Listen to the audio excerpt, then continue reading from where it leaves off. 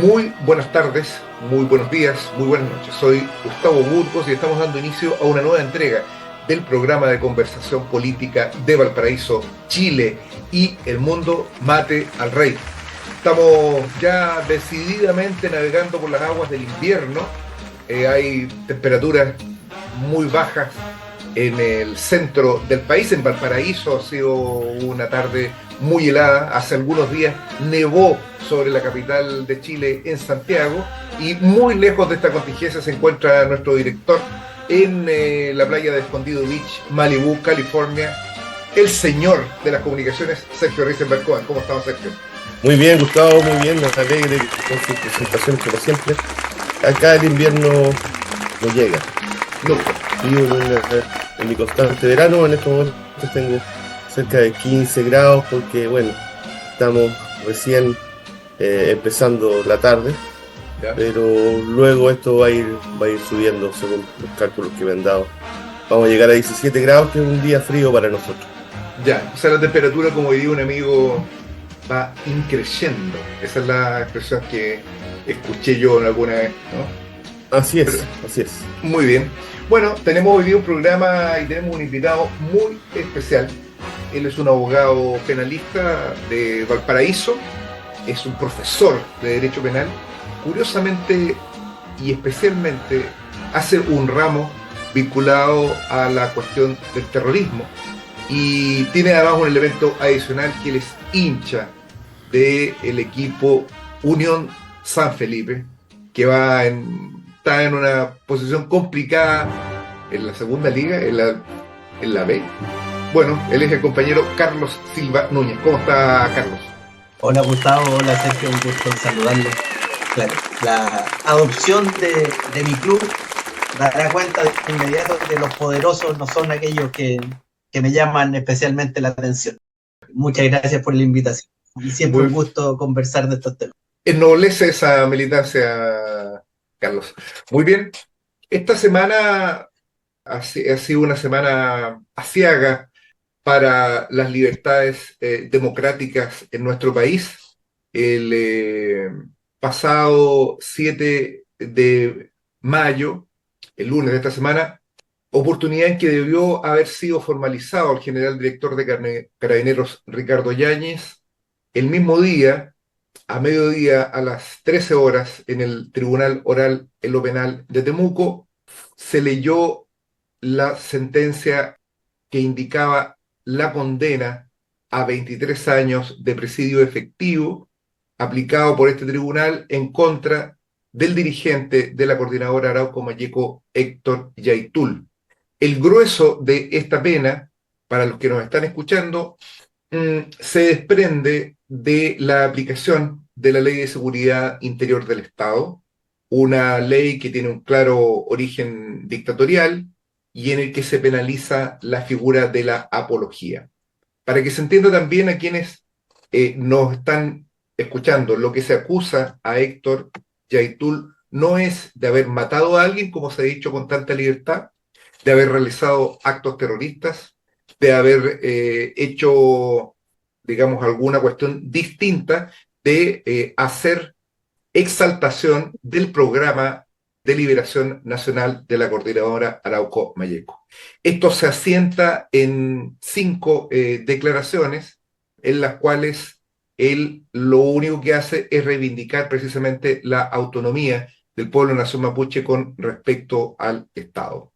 La titularidad de esta acción le corresponde al gobierno, y vale decir, no había ninguna forma de que Héctor Yaitul sea condenado si no es por voluntad del gobierno, porque se ha escuchado también señalar de que el gobierno lo único que hizo es hacer cumplir la ley. No, esto es una prerrogativa del gobierno, y nos coloca en consecuencia en un escenario en que adicionalmente la muerte de la patrulla de carabineros en la localidad de Cañete, el 27 de abril pasado, una semana casi antes de la lectura de esta sentencia, generó las condiciones para que este hecho aparezca gobernado por una voluntad tanto del legislativo como del gobierno, en el sentido de arremeter en contra de lo que ellos llaman la delincuencia terrorista, el narcocrimen, el terrorismo, la lucha política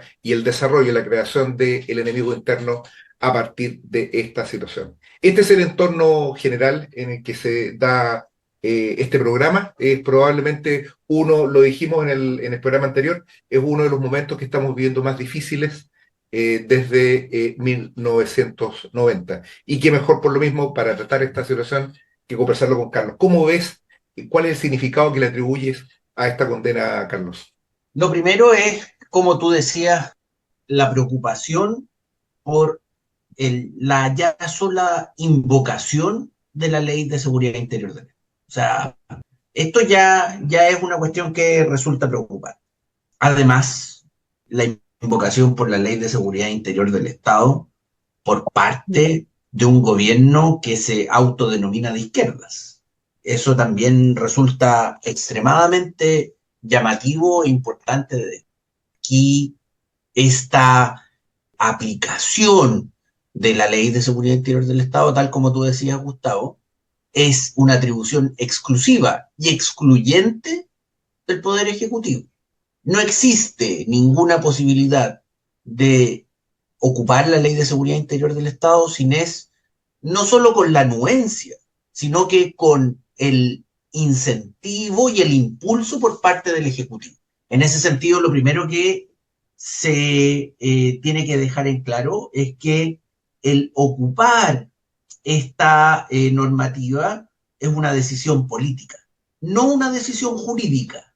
No tiene que ver con lo jurídico el ocupar esta ley. Tiene que ver necesariamente con la decisión política de considerar a algunas personas como posibles enemigos o al menos como posibles atentadores en contra de la seguridad del Estado. Eso es lo primero, y eso a mí me parece que es una cuestión que resulta fundamental. No hay posibilidad de ocupar esta ley sin eso. Y aquí es donde nos remitimos necesariamente a lo que mi viejo y querido profesor de Derecho Penal, Manuel de Rivacova, llamaba el estrecho vínculo entre el orden político y el orden penal. O sea, no hay ninguna forma de entender mejor cuál es la salud de una democracia que ver cómo funciona su ordenamiento jurídico penal. Porque de eso, y en eso descansa en general, cuántas libertades tenemos. Cuanto menos podemos movernos sin que el ordenamiento jurídico penal nos ponga un pie encima, más cerca estamos de ceder nuestras libertades. Y en este caso queda demostrado que los delitos de palabra, como aquellos por los cuales fue acusado y enjuiciado Héctor Yaitul, pasan a ser extremadamente relevantes. Y en esto es importante aclarar cuál fue la condena de Héctor Yaitul, porque como tú bien decías, él fue condenado a 23 años. De esos 23 años, 15 años de presidio mayor en su grado medio son producto de la Ley de Seguridad Interior del Estado. Luego se le impone una pena de 5 años por el delito de hurto o robo de madera, y luego se le impone una pena de 3 años por el delito de atentado a la autoridad. ¿Qué es lo primero que llama poderosamente la atención a quienes nos dedicamos al derecho penal? Todas las penas, todas, que se aplicaron a Héctor Yaitul se aplicaron en el máximo que podía ser aplicado por parte del tribunal. El tribunal tenía la posibilidad en la pena de los delitos por la Ley de Seguridad Interior del Estado de aplicar una pena entre los 10 años y un día y los 15. Eligió los 15. En el caso del delito de hurto o robo de madera, tenía la posibilidad de aplicar una pena entre 3 años y un día y 5. Elige los 5. Y en el caso de atentado a la autoridad, tenía la posibilidad de aplicar una pena entre 541 días y 3 años. Elige los 3. En todos los delitos ha aplicado la pena en el máximo que podía aplicar. Además, fue condenado por un delito de usurpación no violenta, en el cual tiene una pena de multa. De multa. Ahí eligieron ellos la pena de multa. para que no digan que solo lo condenan a las máximas penas. Por eso no fueron 25, sino que 23. Ya. Así es, porque fue condenado por todos los delitos que acusó el Ministerio Público. O sea, todo lo que se acusó el Ministerio Público y los querellantes fue condenado, todo. ¿Tú tuviste oportunidad de ver Luego de eso, la sentencia, Carlos, en relación con este tema? ¿Qué impresión te dio? o sea, vi la sentencia, es una sentencia bastante larga, 300, casi 400 páginas. Me aboqué a cuestiones que me interesaron más. Pude ver, y yo, como me dedico desde el punto de vista académico a estas cuestiones, quise ver cuál era la fundamentación por parte del tribunal para aplicar la Ley de Seguridad Interior del Estado, cómo iban a justificar aquello. Sí. Me interesaba especialmente. Y la verdad es que, para tristeza de la democracia, para alegría del tiempo que le dediqué a eso sí, la justificación es ridícula. La justificación es que se invocó la Ley de Seguridad Interior del Estado, se creyó que estos tipos estaban dentro de la Ley de Seguridad Interior del Estado y nada se dijo. Nada se dijo respecto de la utilización de esta legislación especial.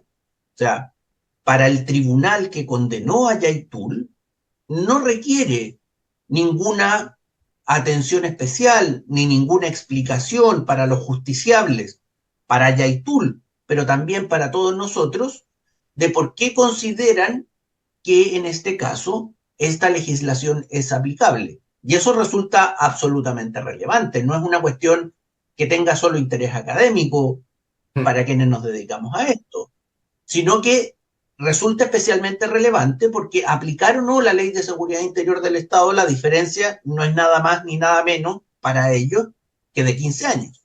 O sea, no estamos hablando de algo que sea poco importante, porque además, como tú bien decías, de lo que se acusa a Yaitul y por lo que se le condena es por el llamamiento que hace a lo que ellos llaman de alguna forma la subversión. No se le vincula directamente a ninguno de los actos, vuelvo a poner el entre comillas, subversivos que finalmente se señala se realizaron. Pero dicen que luego de la sentencia del año 2020, Héctor Yaitul toma esta calidad de vocero, que luego señalan que en realidad esa calidad de vocero es autoatribuida porque no se probó por parte de la defensa de que Héctor Yaitul fuera vocero de alguna comunidad, de alguna organización o de algún ente de la nación mapuche, pero que esos llamamientos lo que hicieron fue provocar precisamente la violencia que entienden ellos es producto de esta situación. O sea, esa forma de entender la aplicación del derecho, esa forma de entender la aplicación de estas leyes de manera automática, por el solo hecho de ser invocadas por quien aparece como legitimado para hacerlo, lo que hace es precisamente restar la legitimidad a la aplicación de las mismas. Como tú bien decías, la Ley de Seguridad Interior del Estado es heredera de la ley maldita, es la heredera de la Ley de Defensa de la Democracia, ¿eh? Por la cual se persiguió a múltiples militantes del Partido Comunista, porque se creía que el Partido Comunista era el partido más de izquierda que existía en nuestro país. Que era un partido de la revolución, ¿no? Se pensaba en esa época. Claro, claro. Aunque ¿no? resulta increíble para los que nos están viendo, hubo una época en que el Partido Comunista, la misma organización que todos conocemos de Cariola, de Vallejo, etcétera, y mismo Carmona, fue una organización que fue considerada en algún momento como enemiga del Estado y como propio dice ahora de la revolución. ¿Sabes qué? Antes de que entremos en el tema de la legislación, hay un aspecto que me parece sumamente interesante y para los que seguimos el juicio, yo creo que es bien llamativo. Es que si nosotros consideramos que el elemento sustancial de este juicio son esas declaraciones, que en realidad creo que son 5 declaraciones, digamos, en un sentido aritmético son 3 años por declaración, por decirlo de alguna manera, pero hay una cosa bien interesante. La defensa de Héctor Yaitul nunca negó esas declaraciones. Esto me parece especialmente importante resaltarlo. Eso precisamente es aquello que le da un carácter político. Yo no sé si la sentencia se hace cargo de este reconocimiento que hace Héctor Yaitul respecto de la autenticidad de dichas declaraciones. La defensa lo que sostuvo es que habían sido extractadas y sacadas de su contexto, pero nunca se negó la autenticidad de que se hicieran esos llamamientos, particularmente a la salida de un juicio. Fue una, hay otras que se dieron en el marco del lanzamiento de un libro que recoge la experiencia política de la CAM, y en todas aquellos lo que ocurre es que lo que hace Héctor Yaitul es reivindicar la lucha en contra del régimen y, en definitiva, desconocer la institucionalidad del Estado. En ese punto me interesaría, porque en la audiencia donde se discutieron la prisión preventiva, me estoy remontando a agosto del año 2022, cuando fue detenido Héctor Yaitul, uno de los principales argumentos, no solo del Ministerio Público, sino que también del Ministerio del Interior, que comparecía por el gobierno, señalaron de que el elemento determinante acá era que Héctor Yaitul desconocía la institucionalidad. ¿Cómo puede?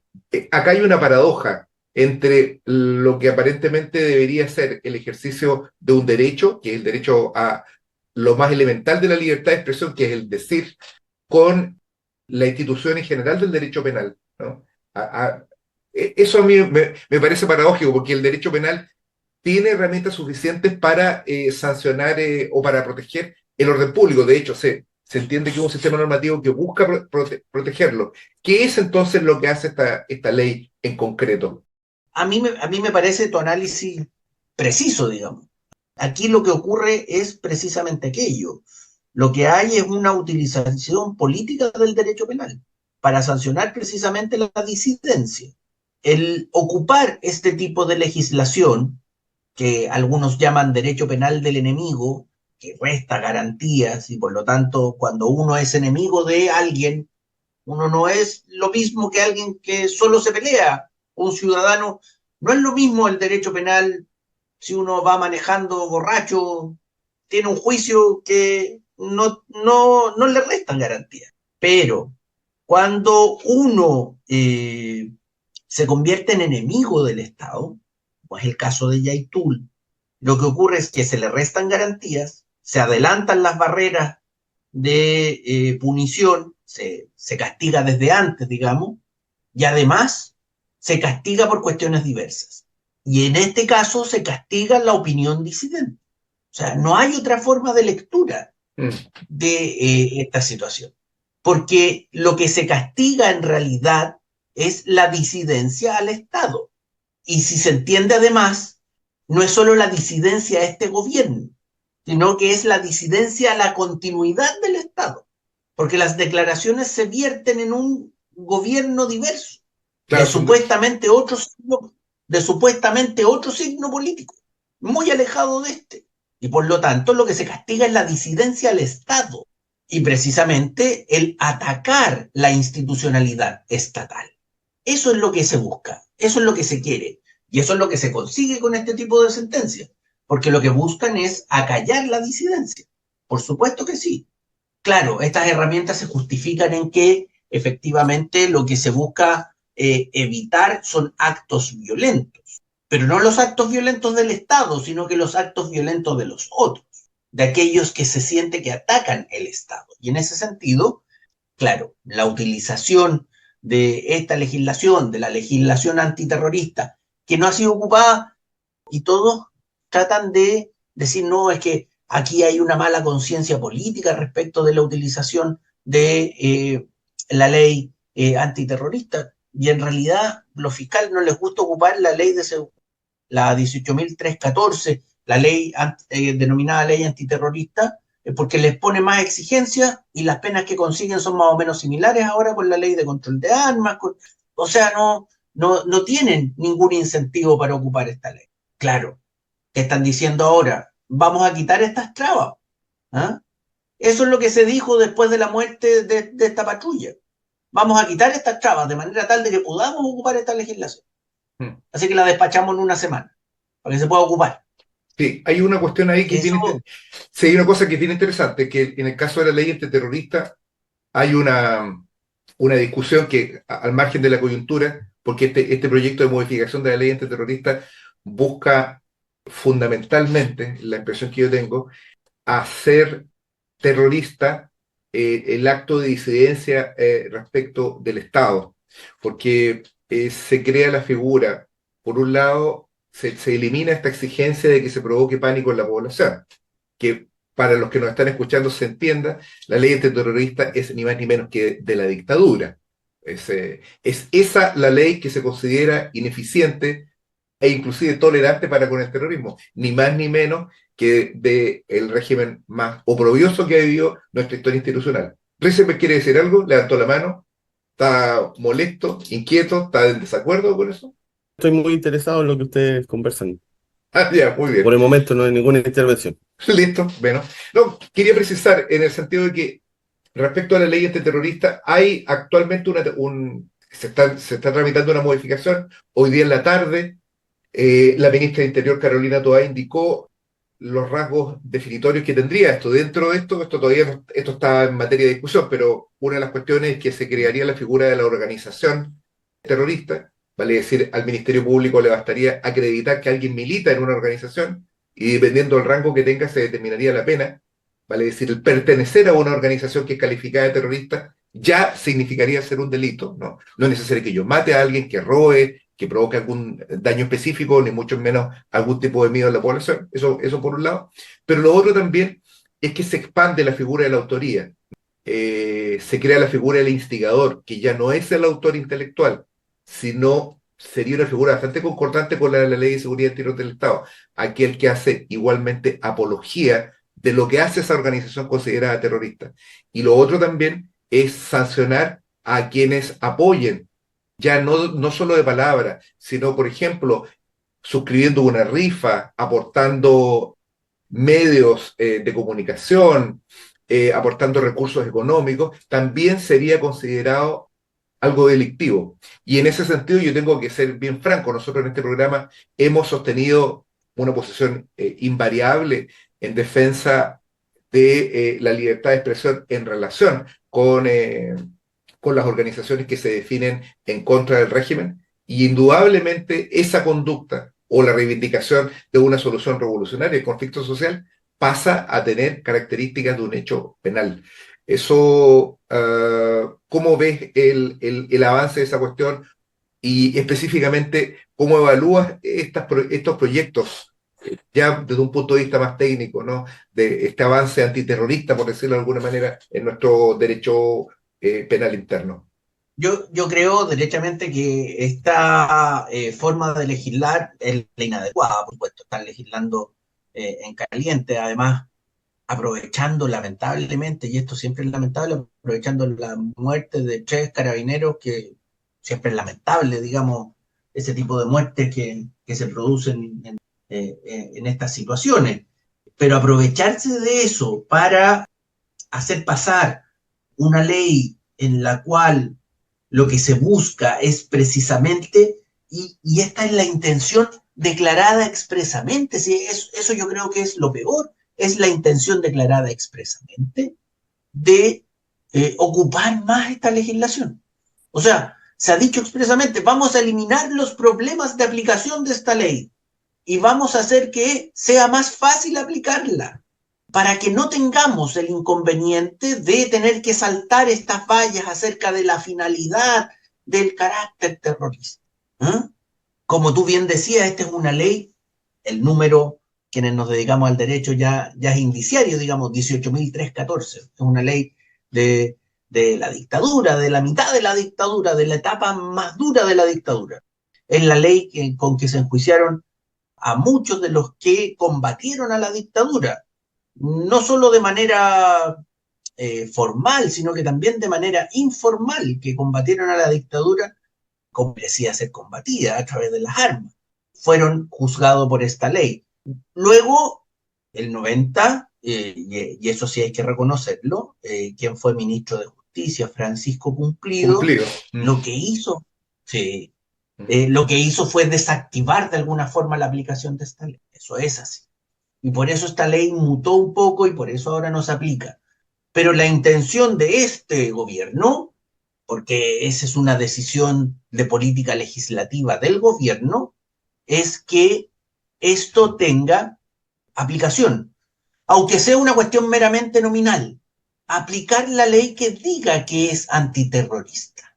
¿Mm? Ujú. Ya sabemos que el presidente de nuestro país considera que en Gualmapu hay terrorismo. Y lo sabemos porque un diputado grabó una conversación que era supuestamente secreta, en la cual él dijo que él consideraba que había terrorismo en la Araucanía. El diputado fue formalizado esta semana por aquello. Me perdí entre tantas cosas, eso me lo perdí. ¿Qué diputado fue? El, déjame buscar el nombre un segundo. Tiene que haber sido los que iban en el avión, ¿no? La mañana del 27 de abril, No, no, seguramente. no, no, no, no, no, no, ¿No? no, no, si fue una reunión en Cerro Castillo. Ya. Ah, sí, sí, sí, sí, sí, sí. Era claro, un diputado de derecha. Sí, sí, De yo no. derecha, sí. Claro, fue hace tiempo, sí. Yo Sí. no pensé que había sido ahora. Miguel No. Mellado. Miguel Miguel Mellado. Mellado, perdón. Sí, sí, sí. Miguel Mellado, sí. Fue formalizado esta semana Miguel Mellado por haber revelado aquel secreto de que el presidente más de izquierda, según él decía, el presidente más de izquierda de este país, había Sí. dicho que en Gualmapu había terrorismo. Lo que significa que la intención de este gobierno es precisamente que esa ley o la ley que sea que diga que son conductas antiterroristas se aplique. Y como tú bien decías, creando nuevas figuras, simplificando su aplicación para los persecutores y eliminando garantías para quienes sean enjuiciados por esta ley. Por supuesto van a cambiar, la ley actual no fue modificada cuando se modificó el año recién pasado el cambio de la asociación ilícita a la asociación criminal o delictiva. Y esto pondría a tono esta situación en la cual, como tú bien decías, ya no va a ser necesario acreditar una organización muy elaborada, sino que es la pertenencia a un grupo de personas que hagan algún acto que se pueda ser considerado terror. Y en ese sentido, claro, el futuro que se ve en esta materia es poco incentivante desde el punto de vista de las garantías. Claro, es incentivante desde el punto de vista de que vamos a tener que estar muy atentos para combatir con las armas del derecho, para que no crean que estamos haciendo apología Para dejarlo claro. a ningún... Claro, vamos a tener que combatir con las armas del derecho estos intentos de pasarnos una legislación que es absolutamente contraria a las libertades. Y quienes muchas veces hemos tenido opiniones disidentes en múltiples materias, claro, somos los que tenemos que estar más atentos, porque precisamente las opiniones disidentes son aquellas que se van a castigar con este tipo de situaciones. La apología a la dictadura fascista que gobernó a sangre y fuego en nuestro país no tiene ninguna consecuencia, ninguna. ¿Ah? La apología al régimen nazi o al régimen fascista italiano en nuestro país tampoco tienen ningún problema. Disidentes al régimen gobernante, aquellas que son castigadas, no Sí, yo, aquellas que se vanglorian de otras cosas. Desde el punto de vista de las declaraciones, porque por lo que ustedes dicen, Yaitul fue condenado por eso, por lo que dijo. exacto. Si usted hace una comparación entre las declaraciones que ha hecho Pedro Paul, por ejemplo, que ha mandado a fusilar, que ha amenazado de muerte, si Mm. uno compara esas dos situaciones, ¿Pedro Paul podría ser juiciado por lo mismo? O sea, para eso tendría que estar la voluntad política del Estado de enjuiciarlo por aquello. Y lo segundo, y que, claro, en este caso resultó, yo creo, extremadamente relevante para los efectos de convencer al tribunal, es que se exhibieron múltiples fotografías de Héctor Yaitul portando armas. Nada lo vinculaba a ningún hecho, pero se señaló, y eso ya no conozco la interna, digamos, del juicio, pero se exhibieron y eso lo vimos todos en todos los medios de comunicación, a Héctor Yaitul portando armas, sacándose fotos, posando con armas. Y eso yo creo que fue extremadamente relevante para que un tribunal blando como el que, blando con el querellante, me refiero, con la parte acusadora, eh, llegara a un convencimiento sin ningún problema de que en realidad este era un tipo absolutamente peligroso y que iba a tener claramente y que ya claramente merecía estar privado de libertad prácticamente hasta que muera. Yaitul tiene 65 años, fue condenado a No, 56. 65, 56 tiene. 56. Sí. Mi dislexia numérica siempre Dislalia se llama eso. puede... Solo para cerrar, entonces Pedro Paul podría ser condenado Si, bajo la misma ley. si hubiese la decisión política del gobierno, sí. Lo que diferencia a Pedro Paul entonces en la cárcel de Yaitul es la voluntad del gobierno. O sea, tendría que ser condenado en el juicio, digamos, pero claro que podría ser sometido a esta ley. O sea, nosotros tenemos no solo Pedro Paul, quien hace una explícita reivindicación de las violaciones a los derechos humanos durante la dictadura, hace una reivindicación explícita del genocidio, no solo en Chile, sino que a nivel mundial.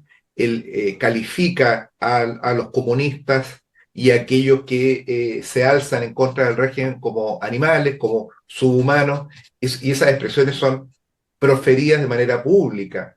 Es más, esto no es algo que el Estado no lo conozca, porque alguien podría decir, sí, pero es que le están buscando una cosa a un personaje que no conoce nadie, ¿no? Ha habido acciones penales sostenidas, tengo la impresión, que por el equipo jurídico de Matei, a quienes amenazó con fusilar tan pronto él llegara al gobierno, porque él se está proponiendo como candidato presidencial y el gobierno no pudo menos que no haber tomado conocimiento de este hecho. Yo creo que acá hay un elemento bien interesante, sobre todo acá en Valparaíso nosotros tenemos el Parque Italia, para todos aquellos que conocen, Reisenberg tantas veces habrá pasado por ahí y el mismo Carlos también, hay una imagen romana de la loa alimentando a Rómulo y Remo, y ese es se dice, año 20, creo, de la era fascista. Era fascista. De la era fascista se dice explícitamente, ese fue un regalo de Mussolini a la comunidad italiana de Valparaíso, que también tendrá que dar explicaciones por qué recibió ese regalo, pero lo que sí es absolutamente claro es de que la apología que se persigue mediante la Ley de Seguridad Interior del Estado, tanto en su origen, pero no solo en su origen, no solo en la época de González Videla y la época de Ibáñez, sino que en la actualidad sigue siendo una norma que se emplea para el ataque a las organizaciones populares, a las organizaciones de trabajadores y a aquellas que reivindican la revolución social como una forma de resolver el conflicto. Ahora, yo te quería llevar como a otro tema, esto que está ocurriendo acá, porque también nos dirá algún gobernista, es que en todo el mundo está pasando. Entonces, te ponen el ejemplo, por supuesto, de El Salvador, se pone el ejemplo también de Ecuador, Argentina, por supuesto, la llamada ley ómnibus de Milei proponía una especie de estado de sitio permanente en el que para la reunión de más de 3 personas, no, a partir de 3 personas se requería autorización de la autoridad. Esto no es broma. Yo sé que suena como que nosotros estamos buscando cosas raras y estamos exagerando, pero eso es la verdad. Eso es lo que pretende el gobierno de Milei. Si no ha podido hacerlo, simplemente porque no le han dado las mayorías parlamentarias adecuadas, pero su voluntad sigue siendo exactamente la misma. ¿Cómo ves en ese sentido la relación entre esta locura punitivista que se está disparando desde el Estado? Seamos también correctos, esto no es algo que venga, que sea nuevo, ya desde el segundo gobierno de Bachelet, con la agenda corta, se adoptaron un conjunto de medidas que dejan el sistema garantista penal en nuestro país en una mera formalidad. ¿Tú ves que esto forma parte de un sistema mayor? Me refiero desde el punto de vista de la estructuración de los aparatos represivos. O sea, claramente sí. O sea, hay que partir diciendo solo sí, digamos, tu afirmación es enteramente correcta. Es cosa de ver que cuando se dice que un juez es garantista es una ofensa. Claro. Lo- o sea, este juez es garantista. ¿Ah? O sea, es inmediatamente una ofensa. O Es un sea, la cómplice del repetición delito. del delito, por supuesto. Mm. Por supuesto, tiene tanta culpa como el que mató o violó, si es que no resuelve lo que el matinal dice. Y en ese sentido, el sistema de garantías, y esa es una clásica estrategia de los poderes conservadores, y cuando digo conservadores no me refiero solo a los conservadores de derecha, me refiero a quienes fomentan, eh, instituyen el statu quo, lo que hacen es precisamente convencer a una parte importante de la población de que es mejor ceder ciertas libertades con tal de tener seguridad. ¿Mm? David Garland, en un libro muy famoso, digamos ya de inicios de este siglo, a esto lo llama la cultura del control. Esto tiene buena prensa. Y no solo tiene buena prensa, sino que también atrae votos. Es cosa de ver cómo todo el espectro político representado parlamentariamente, fomenta de una u otra forma algunas leyes que lo que buscan es mayor represión estatal. Y en ese sentido, eh, esta situación no es novedosa, no es exclusiva de nuestro país. Y claro, y habitualmente lo que se hace es tomar como ejemplo lo peor de otra situación. O sea, es cosa de ver cómo un tipo que es un payaso, pero no solo un payaso, sino que un violador de derechos fundamentales como Bukele, es quien sirve de ejemplo a muchos. El oligofrénico este que ahora es vicepresidente de la Cámara de Diputados es un ejemplo, digamos. Con el respeto a los Pero oligofrénicos, ¿no? El sheriff. El sheriff. el sheriff, que dice que él es el Bukele chileno, el candidato que salió segundo, poco, en las elecciones pasadas, viaja a Guatemala a conocer el modelo, a decir que es el modelo que se va a replicar si es que él es electo presidente.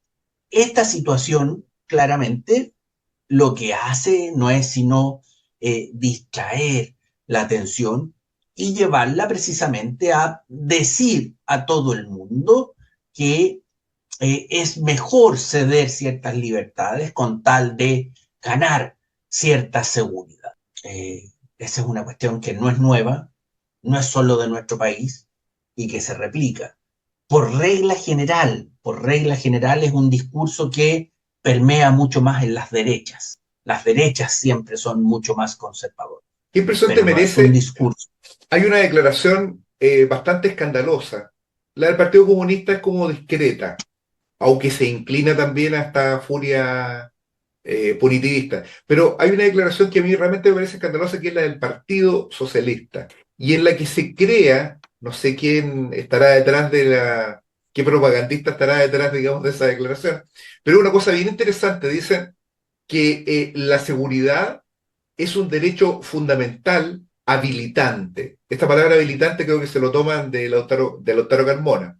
Como que se contrapone la teoría general de los derechos humanos. El derecho penal es un derecho, es una expresión primitiva, probablemente la primera expresión del derecho humano como un derecho en contra del Estado, ¿no? Como una salvaguardia del individuo frente al Estado.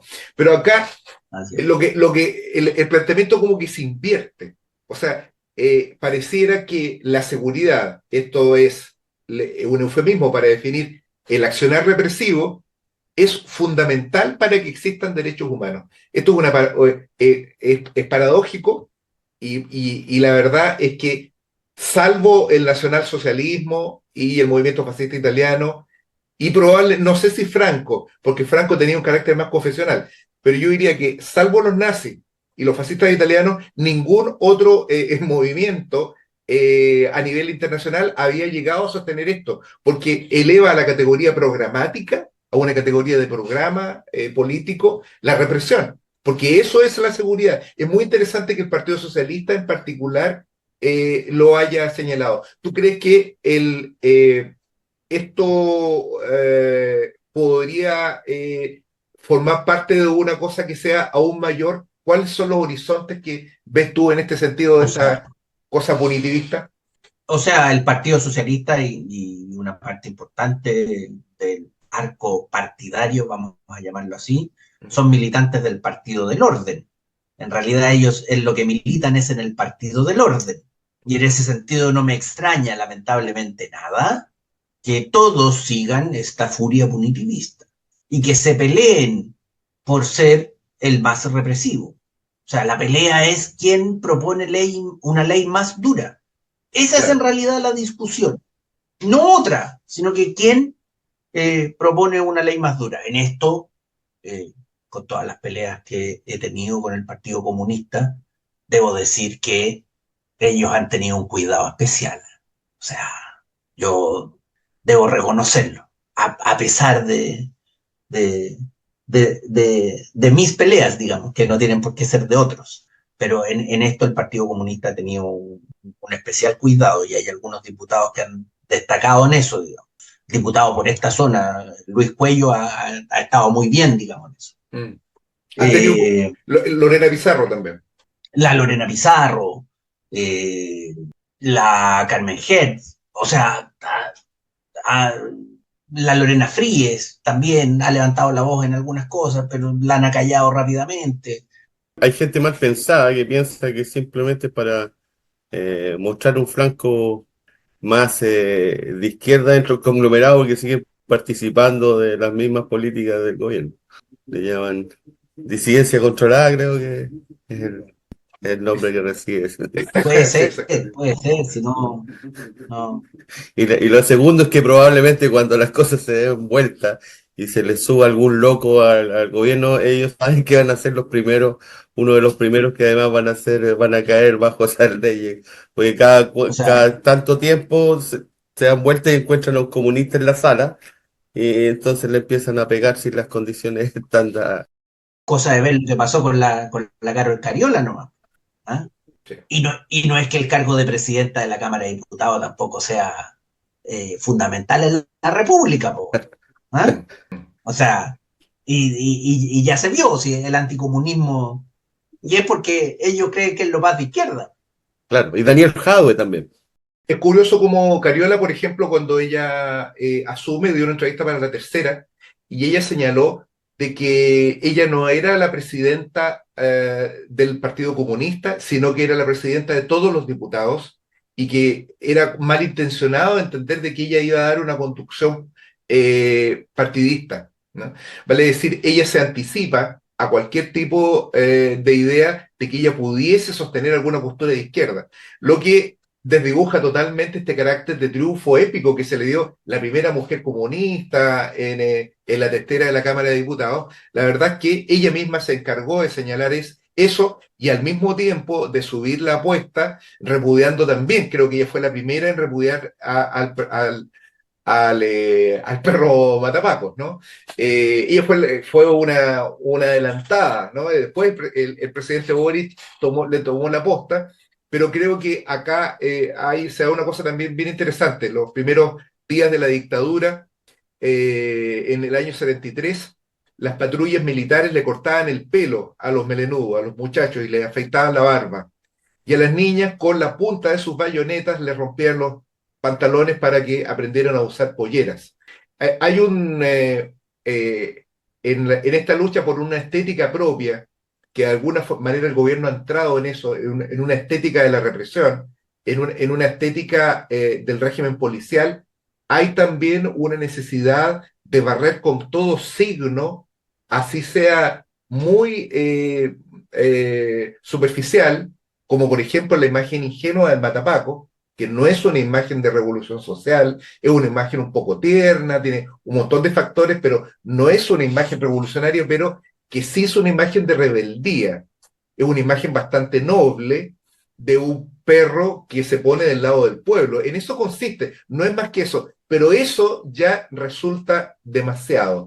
Yo creo que ahí creo que estamos presenciando la instalación de un nuevo orden político y un orden también, un orden penal, por supuesto, en que lo fundamental es la represión. ¿Cómo se ubican? La otra vez conversábamos con Risenberg y que las disidencias que hay dentro del régimen, dentro de las distintas alas del régimen, se parecen un poco a los conflictos que tenía el Comando Conjunto con la DINA, ¿no? Cuando se disputaban quién atrapaba más gente, quién mataba más gente, un poco la disputa entre el gobierno y la oposición tiene que ver con eso. ¿Quién es más contrarrevolucionario? ¿Quién realmente tiene un compromiso del estómago con las instituciones represivas? Por ejemplo, eso se ve en la conducta que han tenido frente a los luctuosos hechos que tuvieron lugar en el norte con este grupo de conscriptos, quienes siendo torturados institucionalmente, uno de ellos murió como resultado del accionar de sus superiores y otros fueron mutilados y en general sometidos a tratos humanos inhumanos y degradantes. Esto se está instalando como una práctica estatal aceptable, ¿no? Es más, el Partido Republicano dijo, bueno, si nosotros queremos que nos defiendan de los peruanos, de los bolivianos, tenemos que tener, no sé cuál es la expresión que usaron, pero como gente que sea como dura, ¿no? Hay una reivindicación Gente formal, preparada, gente gente preparada. preparada. Gente preparada, claro. Y gente preparada significa gente torturada y por supuesto con capacidad de torturar también. Y aquí, claro, hay que decir que pudo sacar algo también del sombrero el presidente, anunciando públicamente para que todos nos quedáramos muy tranquilos con su compromiso con la democracia, de que durante su gobierno la justicia militar no iba a volver. ¿Ah? Yo le Claro. cuento al presidente que la justicia militar existe, ¿ah? Eh, y está funcionando. Así que Sí. pero él dijo que no iba a volver y que no iba a avanzar. Yo como declaración de intenciones lo veo algo como bien intencionado. Digo. Además, la Corte Interamericana se aburrió de condenar al Estado de Chile por la justicia militar, además. ¿No? Si los cambios que se hicieron fueron producto de 3 condenas de la Corte Interamericana de Derechos Humanos por la aplicación de la justicia militar. Sí, Rexenberg. El profesor Silva le iba a decir, pero puede Puede confundirse, ser puede, equívoco. Sí, correcto, sí. sí. Sí, yo no soy del Opus Dei. Ya, Ya perfecto. supónganlo ustedes, pero no. Hay una, supongo yo que hacen en la teoría esta de la justicia, de cómo deben ser las leyes, se debe también ver escenarios en los cuales las leyes se hacen a tal punto restrictivas que lo que están logrando en la sociedad es que justamente empieza a haber un gran movimiento por fuera y de quiebre con lo legal, porque si existen movimientos en los cuales la sociedad no le da un natural cauce para que se expresen, y si tienen una fuerza natural detrás, como son los movimientos de autodeterminación, de independencia, esos terminan rompiendo con el esquema. Desde ese punto de vista, ¿cómo se explica eso, profesor Silva, el profesor bueno que tenemos acá? Claro, Silva el bueno. Eso más que estudiado por el derecho, eso ha sido estudiado principalmente por la sociología del derecho. Y efectivamente, la sociología siempre lo dice, digamos, este no lo vimos venir del 2019, es una cuestión que está estudiada desde el siglo XVIII. O sea, cuando no hay una válvula de escape y lo único que se hace es reprimir, la represión en algún momento llega a todos. Cuando lo único que se hace es reprimir, siempre Bertolt Brecht lo ejemplifica muy bien, digamos. ¿Ah? Vinieron por los judíos, no me importó. Fueron por los comunistas, no me importó. Fueron por los gitanos, no me importó. Ahora vienen por mí y no le Es importa a tarde, nadie. ¿Ah? claro. Claro, ya es tarde. Pero llega un momento en que, claro, en que la represión se empieza a sentir más cercana y cuando ocurre eso, sobre todo en eh, las masas populares se dan cuenta, como ocurrió eh, de manera incipiente, poco organizada y poco eficiente, según vemos desde el 2024, pero que no podíamos saberlo el 2019, lo que ocurrió con la revuelta social en Chile. O sea, es precisamente eso, la represión, y no solo la represión, sino que la presión constante de todas las formas de vida. Nosotros estamos hablando de esto porque somos solo unos privilegiados, y eso lo tenemos claro los tres, digamos. Sí. Estamos un viernes a las 7 de la tarde dedicando 1 hora y un poco más a esto, solo porque somos unos privilegiados. Mientras algunos se demoran 4 horas en llegar a la casa, y eso, claro, que va creando una situación que es compleja y que en algún momento cansa y aburre. La apuesta institucional de Chile es que los chilenos no nos aburrimos tan fácil, Claro. de que aguantamos mucho, Sí. de que no tenemos una vocación realmente revolucionaria. Y es una apuesta institucional que en general ha dado resultados, además. O sea, es una apuesta institucional que tiene sentido, no es una apuesta vacía, digamos. Sí, desde el punto de vista de las apuestas, diríamos que pagaría muy poco.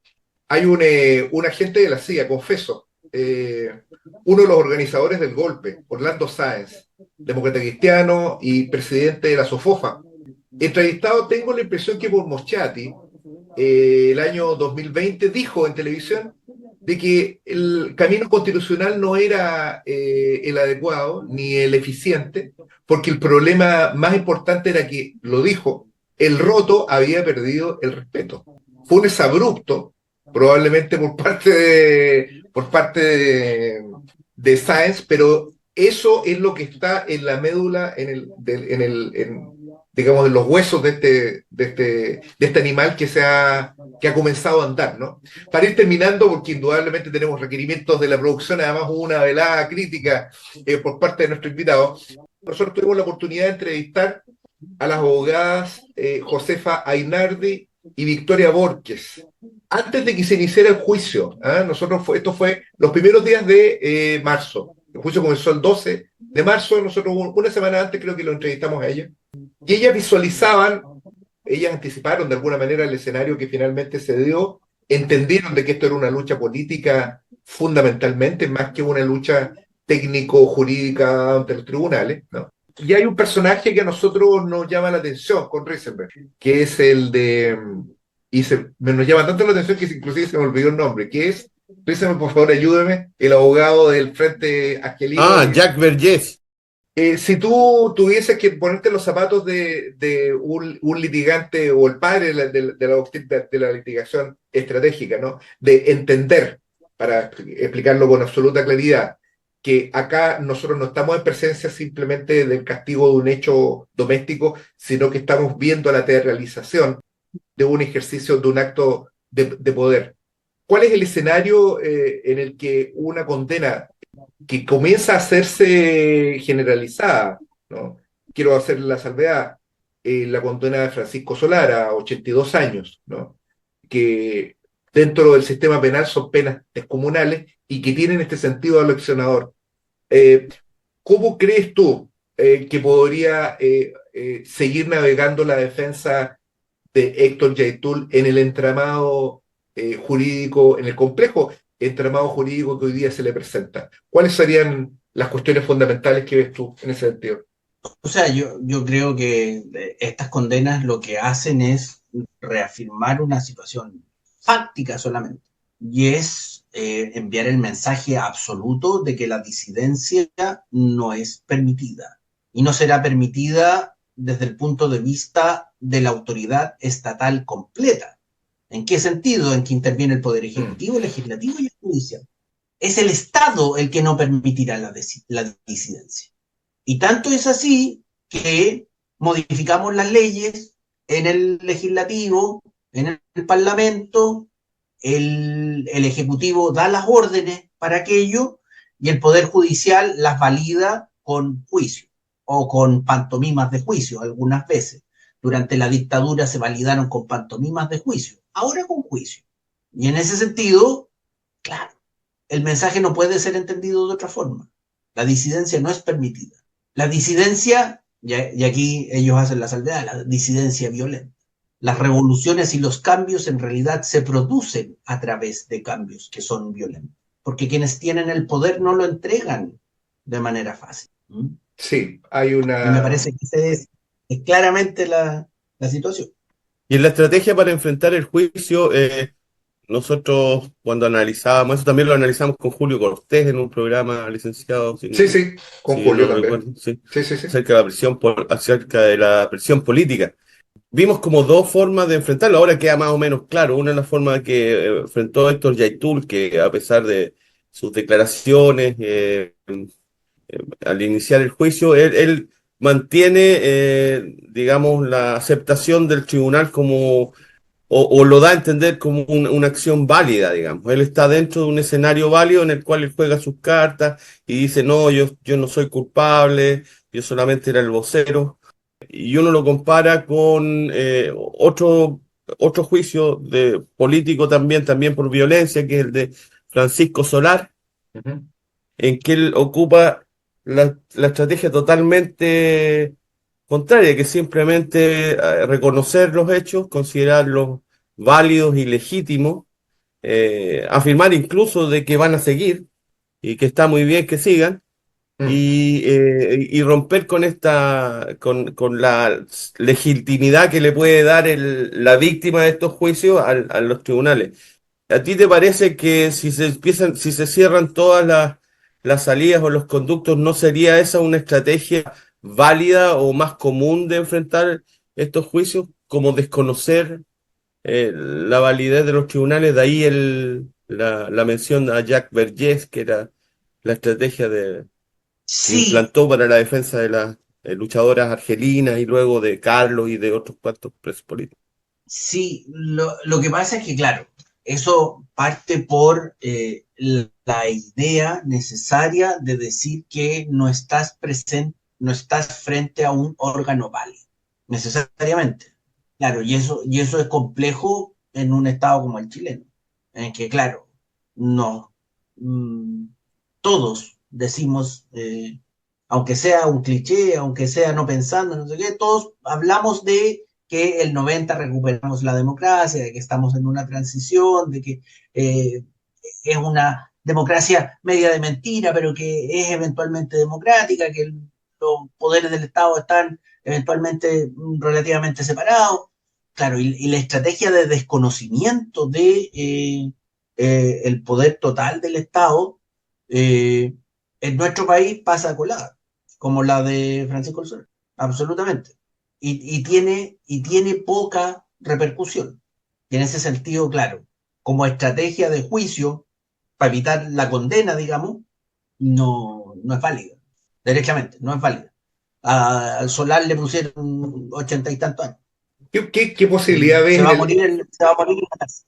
por supuesto, el cómo va a pasar también con Hernández Norambuena y con Con Mauricio muchos también, claramente. y con muchos anónimos luchadores mapuches que han recientemente sido condenados a condenas altísimas, más de 40 años, más de 30 años, y hay un juicio, me parece, para junio, de unos comuneros mapuche, que respecto de los cuales el Ministerio Público está pidiendo presidio perpetuo.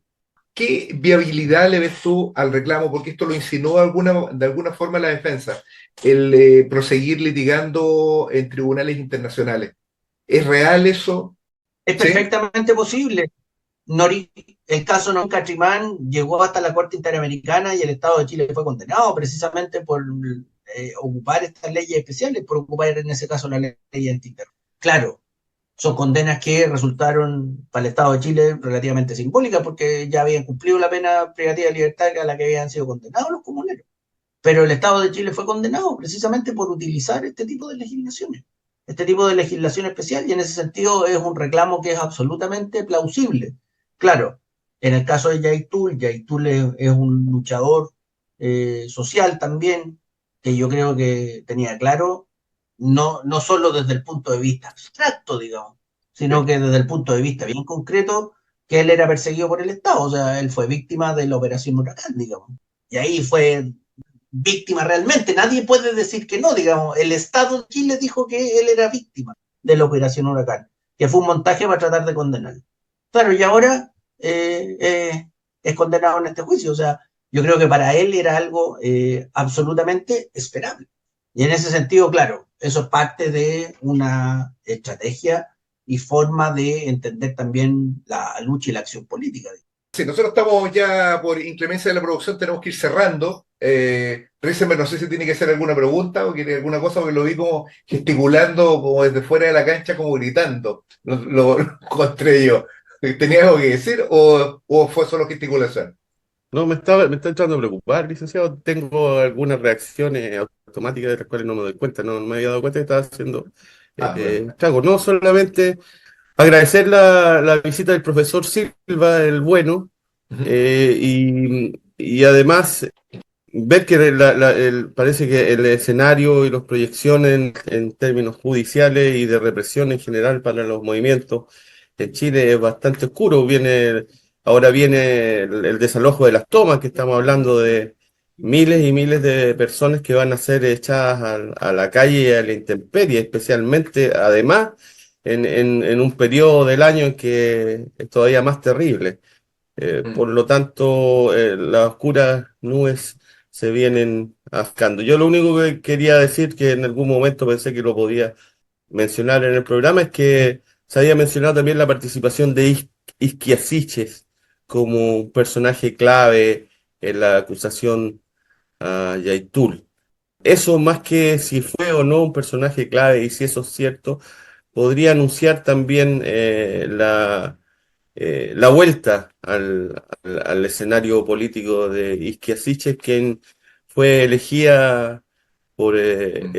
el señor este del Foro Económico Mundial como uno de los 100 líderes más Sí. influyentes del mundo, cuando en Chile todavía muchos no le conocían ni el nombre, los cuales ella, digamos, compartía con líderes tan importantes como Macron, Claro. la mujer esta que fue primer ministro neozelandesa y otros tantos. Mm. Y al parecer se está anunciando la vuelta al Esto, escenario político de Isquia Siches. Daniel Vilches diría en una temporada veraniega legendaria, el regreso del Ketejedi. Creo que eso es un poco lo que está en este momento en el escenario político, Sergio. Carlos, un mensaje optimista o pesimista o como le parezca, que para ir cerrando, como para alguna cosa que se te haya quedado en el tintero y algo que tú quisieras enfatizar en este momento en que muchos, no solo estudiantes de derecho en este momento, sino que fundamentalmente aquellos que nos ven, que están preocupados de la contingencia política, que están preocupados de la situación de Yaitul y que están preocupados en un sentido general de la evolución policíaco militar que está tomando el régimen. ¿Cuál es qué es lo que te dice el olfato? ¿Hacia dónde va esto? ¿Cómo? Hacia más represión. Lamentablemente mi mensaje es extremadamente pesimista. Vamos hacia más represión y hacia el dejar cada vez más garantías penales, procesales y sobre todo individuales. O sea, no olvidemos que en Valparaíso estamos en estado de emergencia por los incendios y es una cuestión que pasa absolutamente inútil. Quien comanda es un marino, o sea, el jefe de la Defensa Nacional. Y nos acostumbramos a eso, Sí. ¿no? No nos parece raro. Yo sé que el Everton tiene pocos hinchas, pero muchos partidos del Everton no pudieron ni siquiera jugar en su estadio porque estábamos en estado de emergencia. Y no podían haber reuniones públicas. Y eso pasó absolutamente inadvertido. Eso porque el Everton tiene pocos hinchas, insisto, Es pero verdad si eso. fuera de otra forma, No se atrevieron a tocar a Unión San Felipe. por No. supuesto que no, un equipo con un hinchado de 400 personas como es mi querido Unión San Felipe, no se Correcto. atrevería.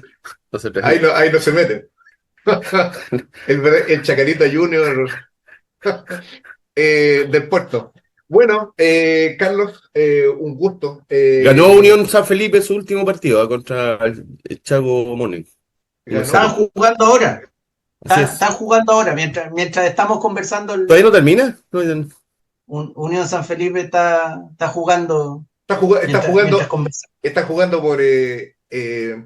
bueno, por el triunfo y también por su vida. Digamos, pongámosle un carácter épico a Así esto, es. ¿no? Esa- Y ahora no, juega la Sportiva italiana, porque claro, yo soy sanfelipeño de nacimiento, pero porteño de adopción y basquetbolista amateur, así que qué bien, hincho por la Sportiva italiana. qué ¿Mm? bien, qué bien. lamento haber haber levantado los ánimos de Unión San Felipe, empató Santiago. Todo, todo mal, todo mal. Todo mal. Bueno, yo quiero, para cerrando, quiero solamente hacer una observación. Primero, de que me pareció muy esclarecedora la intervención de Carlos. Creo que además se da en una situación política extraordinariamente adversa. Esta discusión, sobre todo para la gente que está fuera del país, es muy importante señalarlo, de que inclusive discutir sobre esta cuestión en este momento es complicado.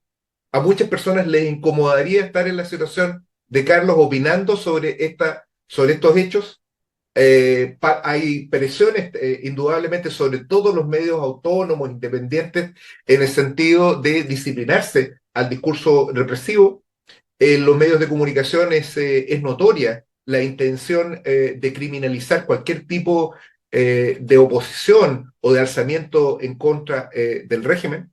Es bastante llamativa la manera como se comienza a respirar un aire parecido, o al menos fue lo que yo sentí después de la muerte de esta patrulla de carabineros que fueron quemados en la comuna de Cañete. Se comenzó a respirar un aire muy parecido en el país, una especie de miedo electrizante y paralizante al que se vivió después del atentado a Pinochet.